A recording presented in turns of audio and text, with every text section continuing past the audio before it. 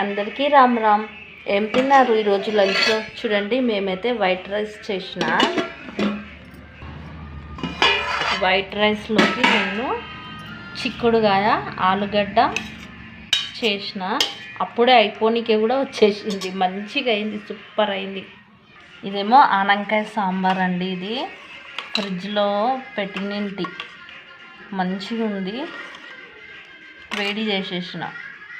మామిడికాయ పచ్చడి, ఇది నేనే పెట్టిన. ఇక్కడ చూడండి మురుకులు అయితే ఇంకా రోజు అయిపోయే వరకు తింటూనే ఉండాలి.